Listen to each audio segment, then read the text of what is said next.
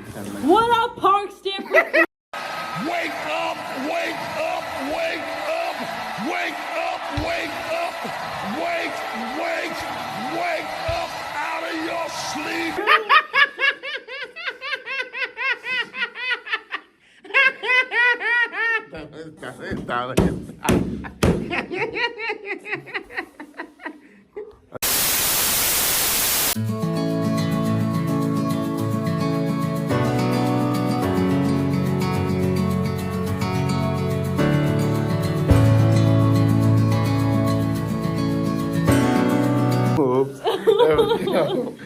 What up, Parks-Stanford crew? We gonna talk about some dreams. I No can't- kind of dreams. I'm not even in the camera. We gonna talk about what I was dreaming about. Ali, we were dreaming about that last 5 minutes you was asleep. Wait, what? We was dreaming about the last 5 minutes you was sleeping.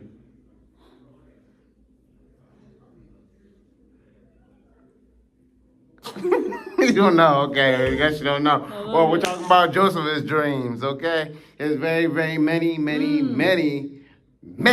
dreams in Genesis chapter number 37. I saw the transition right there.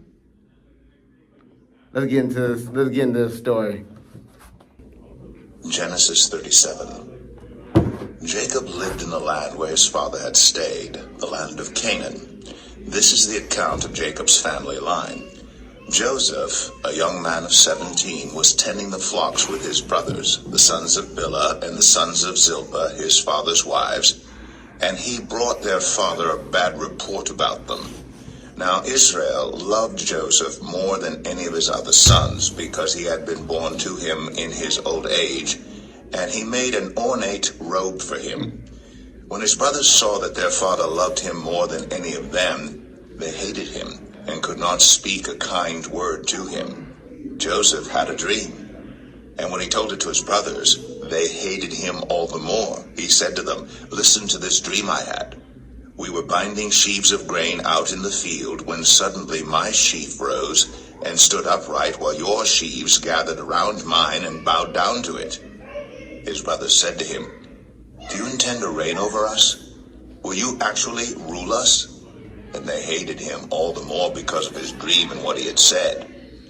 Then he had another dream, and he told it to his brothers. "Listen," he said, "I had another dream, and this time the sun and moon and 11 stars were bowing down to me."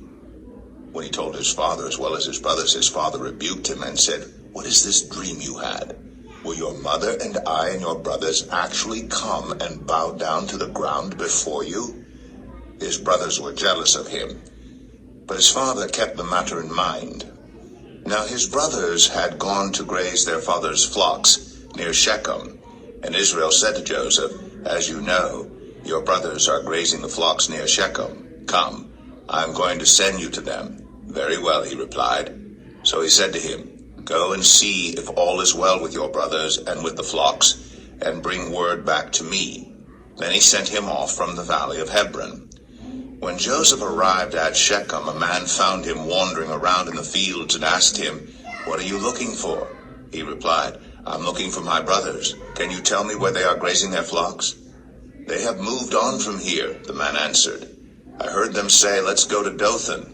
So Joseph went after his brothers and found them near Dothan. But they saw him in the distance, and before he reached them, they plotted to kill him. "Here comes that dreamer," they said to each other. "Come now, let's kill him and throw him into one of these cisterns and say that a ferocious animal devoured him. Then we'll see what comes of his dreams." When Reuben heard this, he tried to rescue him from their hands. "Let's not take his life," he said. "Don't shed any blood. Throw him into this cistern here in the wilderness, but don't lay a hand on him." Reuben said this to rescue him from them and take him back to his father. So when Joseph came to his brothers, they stripped him of his robe, the ornate robe he was wearing, and they took him and threw him into the cistern. The cistern was empty. There was no water in it. As they sat down to eat their meal, they looked up and saw a caravan of Ishmaelites coming from Gilead. Their camels were loaded with spices, balm, and myrrh, and they were on their way to take them down to Egypt. Judah said to his brothers, "What will we gain if we kill our brother and cover up his blood? Come, let's sell him to the Ishmaelites and not lay our hands on him. After all, he is our brother, our own flesh and blood." His brothers agreed. So when the Midianite merchants came by, his brothers pulled Joseph up out of the cistern and sold him for 20 shekels of silver to the Ishmaelites, who took him to Egypt. When Reuben returned to the cistern and saw that Joseph was not there, he tore his clothes. He went back to his brothers and said, "The boy isn't there. Where can I turn now?" Then they got Joseph's robe, slaughtered a goat, and dipped the robe in the blood. They took the ornate robe back to their father and said, "We found this. Examine it to see whether it is your son's robe." He recognized it and said, "It is my son's robe. Some ferocious animal has devoured him. Joseph has surely been torn to pieces." Then Jacob tore his clothes, put on sackcloth, and mourned for his son many days.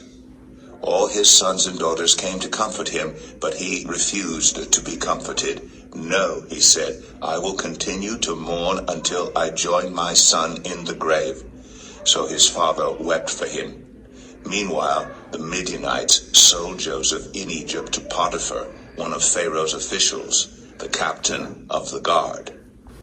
So basically, that story is talking about how, basically, how his brothers hated him because he was loved by his father. What's his father's name? Joseph. Or no. Jacob. By his father Jacob. Because, wait.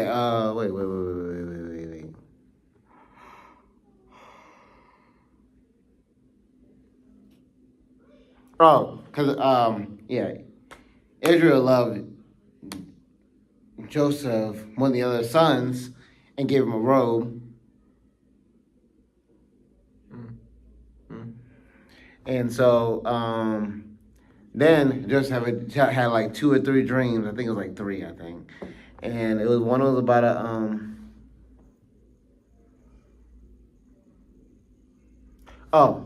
the one was about grains out of the field, and the other one was about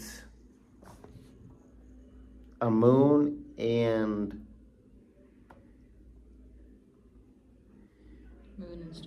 Moon and stars. Thank you.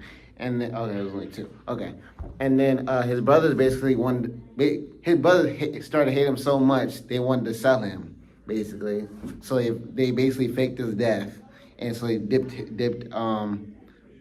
his colorful robe in blood to make it seem he was dead, even though what they really did was sell him to some Ishmael. Huh? They sold him to Ishmael. Okay. And he sold them to the... Yeah, you're right. The Ishmaelites. And so, I feel like this story is basically like nowadays, like how some sports teams win too much and get too many championships, and then we get to that point that it wins so much, people start hating on them a whole lot. That's what I feel like compared to.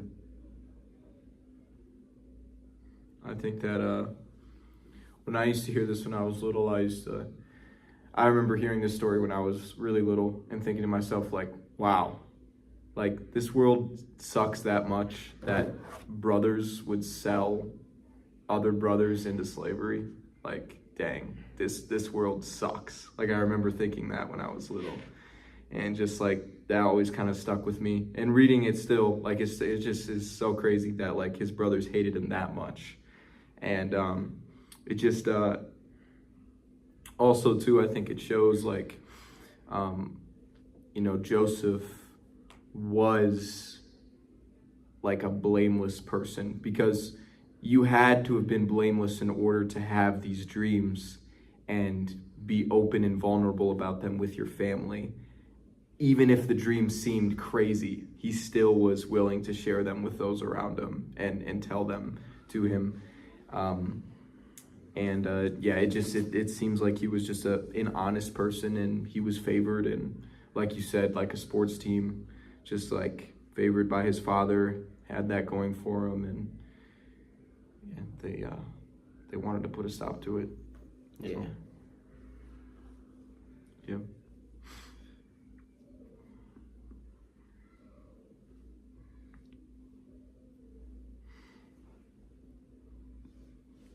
I got nothing. You got nothing? Oh.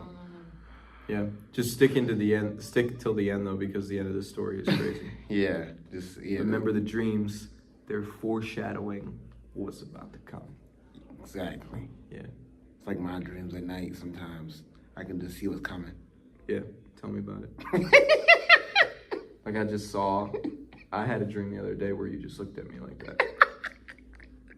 You know, I also had a dream myself that I did something to you while doing this video. Now she messed her dream. It took her to the video watch her This dream. was my dream. Now we have a couple. Now we probably get to start a couple stable channel. And in the dream, I won this fight. Oh, how? I crack his neck and kill him. Oh wow, this got dark. I think he's actually dead right now. He's dead right now. He's Well, not since everybody's dead right now, Yup. that's in my video. Make sure you like, subscribe, but turn on notifications, No, you're supposed to be dead. and do all that. And the Parks-Stanford crew is out.